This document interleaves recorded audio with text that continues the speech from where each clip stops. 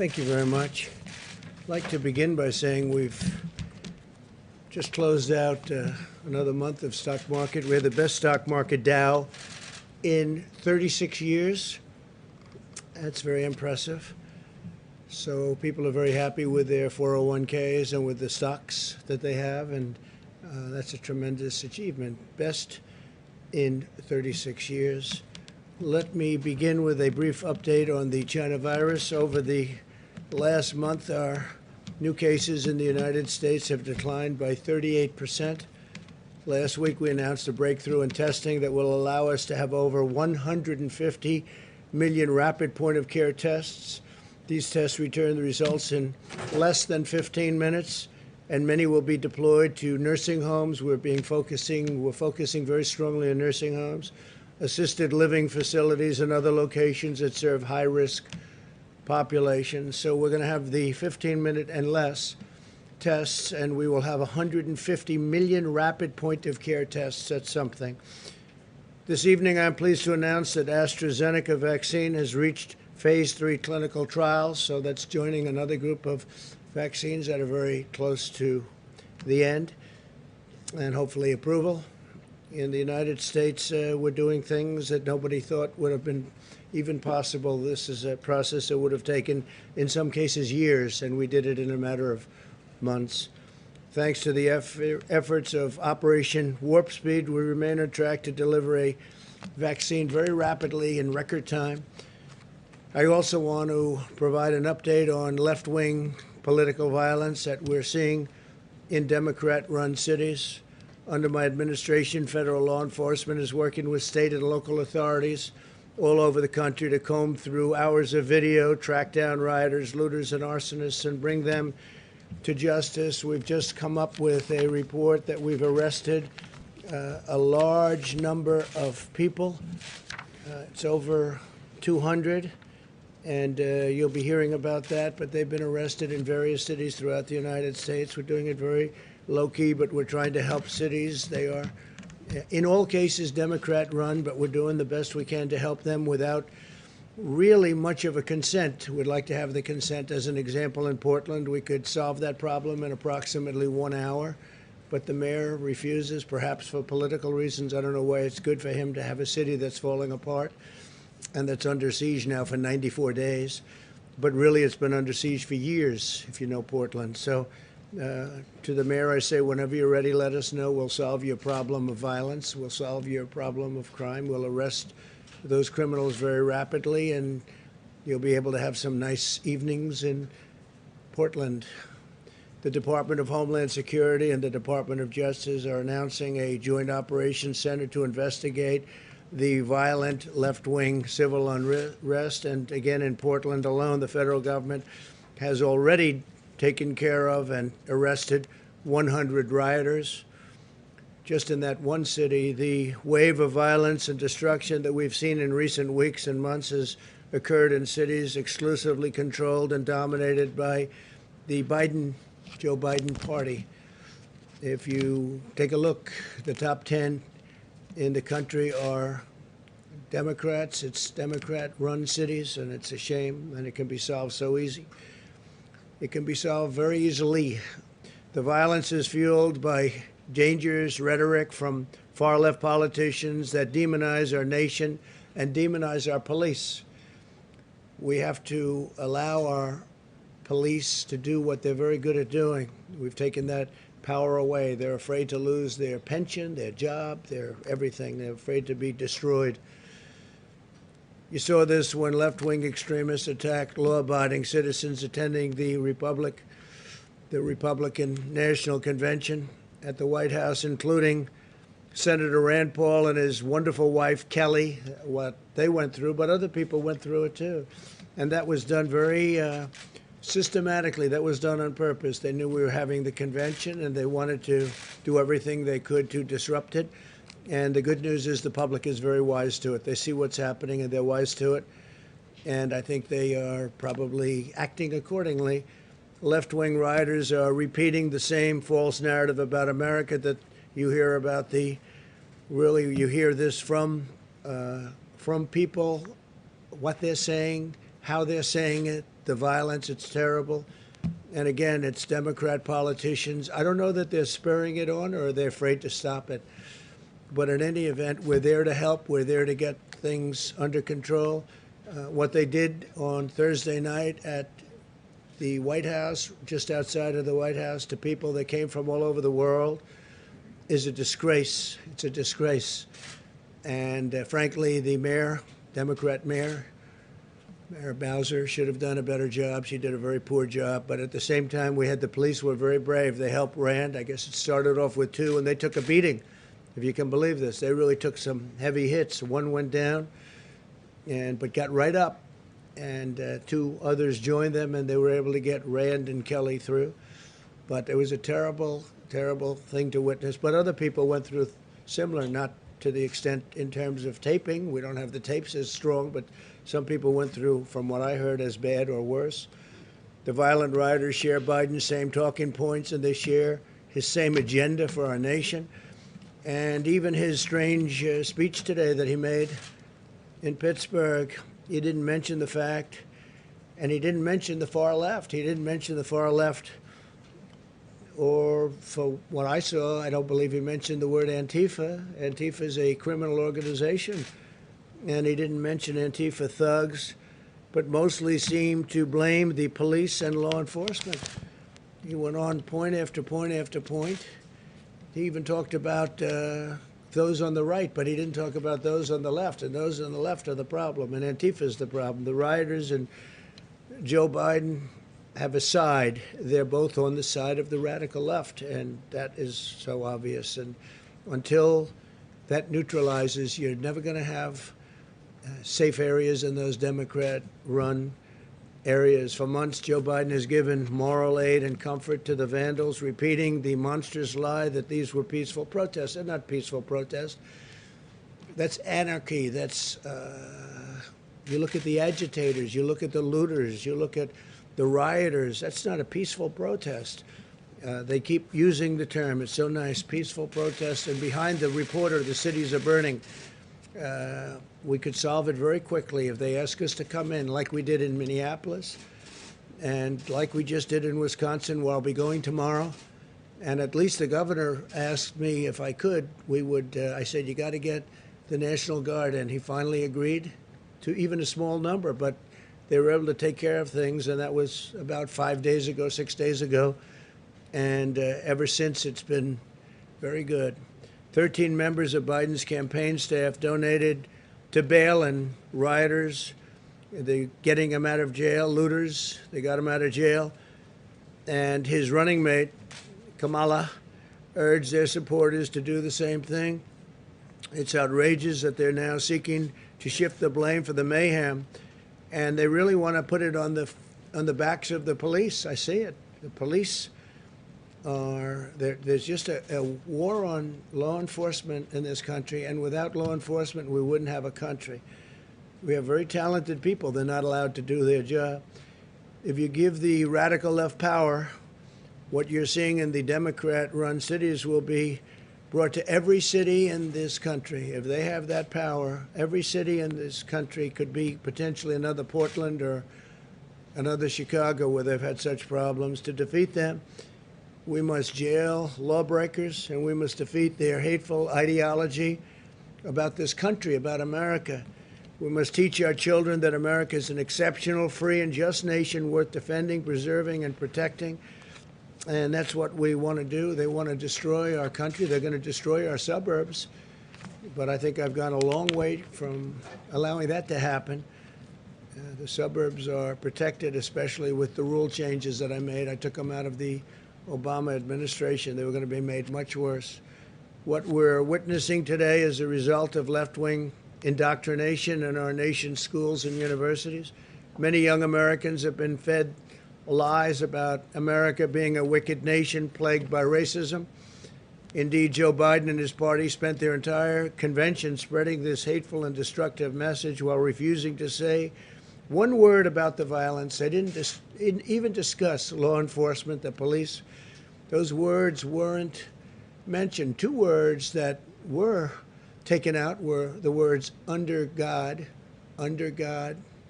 two very important words in the Pledge of Allegiance in their caucus. I guess they did it twice. They took it out of their Pledge of Allegiance.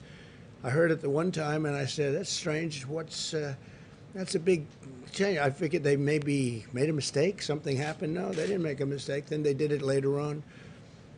So they took the word, essentially, they took the word God out of the Pledge of Allegiance. We're not taking the word God out of anything. We're not taking it out of our Pledge of Allegiance, and we're not taking the great word God out of anything. At our convention, we highlighted law enforcement heroes and repeatedly emphasized that violence has no place in American political discourse. The left's war on police, faith, history, and American values is tearing our country apart, which is what they want. They think it's good, but it's gotten out of control. They're unable to control this radical left crazy movement, but we can control it very quickly, very, very quickly indeed. The only path to unity is to rebuild a shared national identity focused on common American values and virtues, of which we have plenty. This includes restoring patriotic education in our nation's schools, where they're trying to change everything that we've learned, what we've learned, in fact, what most of you have learned. They want to change it. They want to change it for whatever reason. Cancel culture, whatever you want to call it. At the same time, we must strictly and fully enforce our law and have no tolerance for anarchy and no tolerance, zero, for violence. Anyone who breaks the law should be arrested, prosecuted, and punished. This includes targeting law enforcement efforts to focus on Antifa, the left-wing domestic terror organization. The mission of Antifa is to spread terror in the U.S. population with the goal of getting Americans to give up to their agenda. This is how terrorist organizations have always operated. Biden won't even say the name Antifa. I don't believe he said it today. He made a speech, and he didn't mention that. He mentioned others, but he didn't mention Antifa. He mentioned law enforcement and mentioned the police, but he didn't mention Antifa. I wonder why. And if he cannot name the problem, there's no way that he'll solve the problem. You don't name it, you don't solve it. In fact, Biden would give Antifa exactly what it wants, the far-left policy agenda it's asking for. And if that happened, we don't have much of a country left. If you give violent extremists what they want, the violence doesn't go away. They gain new power to spread the terror nationwide. Most of our nation is extremely safe, by the way. You know, you only see the bad. You see Portland and Chicago, and you see what's happened in New York just in a very short period of time. It's horrible what's happened in New York. I love New York. I come from New York. And when I see, 4 years ago I left, and I could see that it was problems under this mayor. He's a terrible mayor, one of the worst. I can't say the worst. I mean, I've witnessed Portland.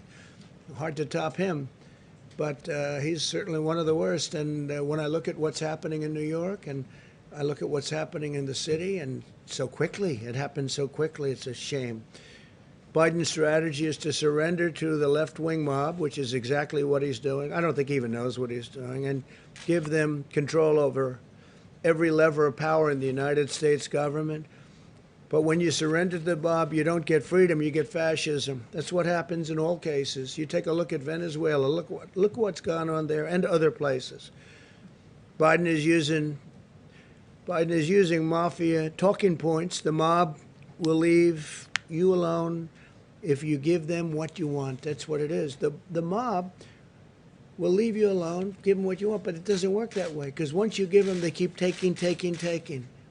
What happens is you give and give and give, and you take, and they no longer respect you.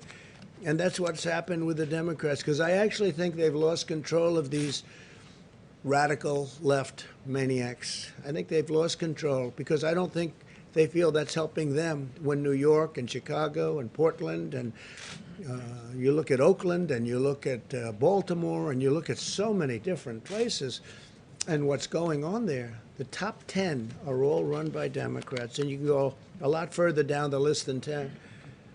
In America, we will never surrender to mob rule, because if the mob rules, democracy is indeed dead.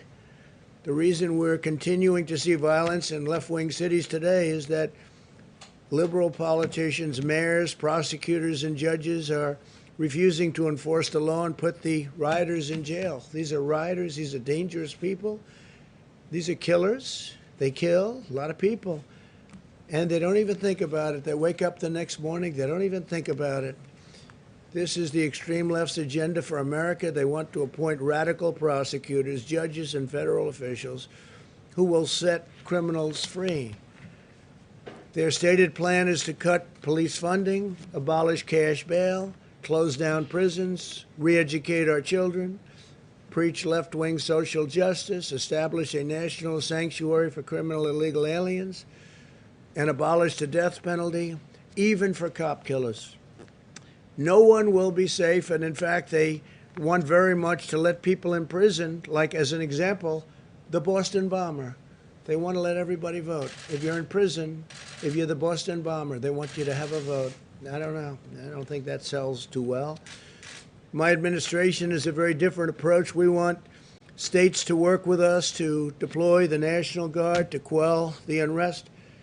All they have to do is call us. We will have the National Guard. We're prepared. We're ready to go no matter where they may call from.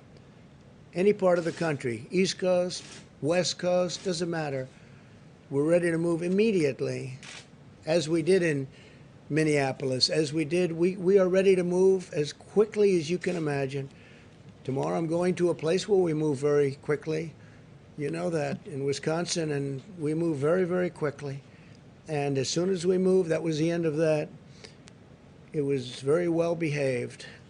I'll appoint more tough-on-crime prosecutors, support stiffer penalties and longer jail terms for rioters, and support effective policing methods that are proven to be great crime reducers. When you enforce the law, order follows, and we need order. We need order. You can't have cities run like these cities are run. They gave a little, then they gave a little, then they gave a little more, and all of a sudden they've lost these cities. But I'll get them back very quickly. All they have to do is say, please come in. As you know, they have to ask, unless we go a much tougher route, which we could, but you don't like to do that.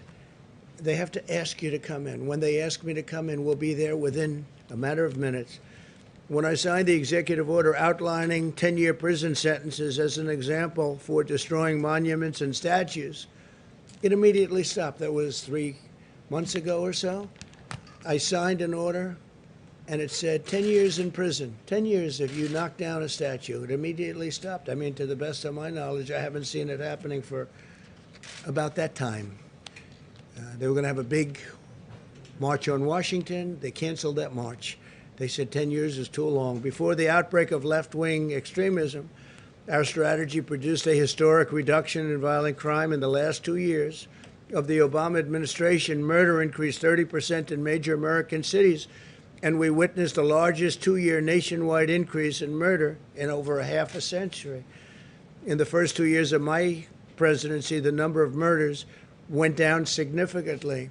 Earlier this year, we announced that Operation Legend, surging federal law enforcement to cities plagued by violent crime, and we did a lot of it. We did a lot of it very quietly, but we did a lot. Since the beginning of Operation Legend, we have conducted more than 1,000 arrests and reduced the murder rate in Kansas City, which is one of the cities we targeted, by 1/3. Got it down 33%. In the last month alone, we cut the murder rate in Chicago in half. People don't know that, but we sent them in to Chicago without fanfare at all, but we cut it down in half. It's still far too high. And if they'd asked for full help, as opposed to just sending in some very talented people, we'd be able to cut it down to a very low number. While I am president, we will defend the rights of law-abiding citizens. We will honor the heroes who keep America safe, and we do. We honor our police. We honor our law enforcement. I have the privilege of having gotten, I guess, most every law enforcement group in the country that I can think of. The sheriffs in Florida, all of them. Law enforcement Ohio and Texas, North Carolina. I mean, almost no matter where you look, I think I've gotten all of it. We'll have to do a little study so I'm totally accurate, but I would say all of it. And the ones who didn't, I think we have to look at them. Where do they come from? So we've done a real job. We're ready, willing, and able to help these Democrat-run cities that are doing poorly. They have to call and ask. All they have to do is call. They don't even have to put it in writing. We'll put it in writing later. We'll get them in there, and we'll straighten out the city very quickly, whichever city we may be talking about. So those governors that are responsible for a state that has a city that's got a lot of problems, call me, or the mayor can call me, and we'll be there very quickly. Tomorrow we're making that trip to Wisconsin. I think a lot of you are going to be going, and it should be very interesting. It should be very interesting, but we're proud of it because in 6 days, it's been like a different world. And it took place immediately. As soon as we surged, as soon as we went in, it took place immediately. Okay, please. Thank you. Mr. President, are you giving any consideration, or did you give any consideration to the governor and mayor's request not to come to Kenosha tomorrow? No, because Kenosha was something we did a good job on. The governor didn't want us there. He didn't want the National Guard, as you know. He was very reluctant. But I give him credit because ultimately he said yes. And as soon as he said yes, the problem ended. But I have to see the people that did such a good job for me, and we're meeting with numerous people, and we have tremendous support in the state of Wisconsin. So I promise them when it all gets taken care of, we'll go. Concerns, though, that it could exacerbate tensions and increase violence. Do you give any consideration to that? Well, it could also increase enthusiasm, and it could increase love and respect for our country. And that's why I'm going, because they did a fantastic job. As soon as I called and told them, let's go, the whole problem stopped. That was, what, 6 days ago? Yeah, Jeff? Mr. President, why are you not meeting with the family of Jacob Blake while you're there? Well, I spoke with the pastor, wonderful man, the family's pastor, and I thought it would be better not to do anything where there are lawyers involved. They wanted me to speak, but they wanted to have lawyers involved, and I thought that was inappropriate, so I didn't do that. But I did speak with the pastor of the family, who's a fine man, a wonderful man, and I think we had a great talk. And I may at some point, do that, but they did have a lawyer that wanted to be on the phone, and I said, no, that's inappropriate, but I just gave my best regards. But again, I spoke with the pastor. Yeah, please. I have a question on coronavirus, but first, you were just criticizing Joe Biden, saying he didn't mention the far left or Antifa during his speech today. You said you wanted to talk about left-wing political violence. Yeah. But I noticed you did not mention that your supporters were also in Portland this weekend, firing paintball guns at people, some form of pepper spray. So do you want to also take this chance to condemn what your supporters did in Well, I Portland? understand they had large numbers of people that were supporters, but that was a peaceful protest. And paint is not, and paint as a defensive mechanism, paint is not bullets. Your supporters, and they are your supporters indeed, shot a young gentleman who, and killed him, not with paint, but with a bullet. And I think it's disgraceful. These people, they protested peacefully. They went in very peacefully. And I'll tell you what they're protesting. They're protesting when they turn on television or read whatever they may be reading, and they see a city like Chicago where 78 people were shot and 13 died, or a city like New York where the crime rate has gone through the roof, or a city like Portland where the entire city is ablaze all the time, and a mayor says, we don't want any help from the federal government. When these people turn that on and they see that, they say, this is not our country. This is not our country. That was a peaceful protest, totally. It was a supporter of yours, Go Mr. ahead, President. please. Yeah, go ahead, please. It was a supporter of yours, Mr. President. please. Are you going to condemn the action? It was a supporter of yours, Mr. President, Excuse me? who killed someone that is accused of killing Excuse two me? people. It's a supporter of yours. Saying, are you No. going to condemn the actions of vigilantes like Kyle Rittenhouse? But we're looking at all of it. That was an interesting situation. You saw the same tape as I saw. And he was trying to get away from them, I guess, it looks like. And he fell. And then they very violently attacked him. And it was something that we're looking at right now, and it's under investigation. But I guess he was in very big trouble. He would have been. He probably would have been killed. But Do you think- it's under investigation. Do you think private citizens should be taking guns? I'd like to see or law everything? enforcement take care of everything. I think everything should be taken care of, law enforcement. But again, we have to give our cops back, our police back, their dignity, the respect. They're very talented people. They're strong. They're tough. They can do the job. But we've taken it away. We don't want to have, when somebody makes a mistake, he chokes. Or in some cases, you have bad cops, so we have to take care of that. In other cases, they choke. they have a quarter of a second to make a decision. And sometimes they make the wrong decision. If they make the wrong decision, if they make the wrong decision in the other direction, they're probably dead. So they choke sometimes. And that goes on the evening news for weeks. And the thousands and tens of thousands of great things they do, nobody covers that. Nobody writes about that.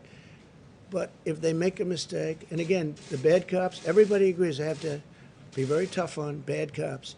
But sometimes you have a cop or a police person who is a good police person, right? Good.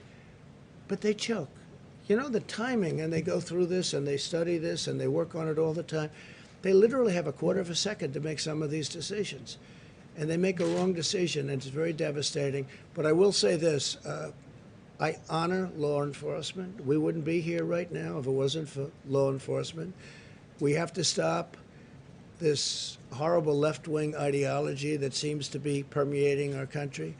And basically it's weakness. It's weakness on behalf of Democrat politicians. The Republicans, we don't have problems. You take a look at our cities. Our cities are doing very well. They're safe.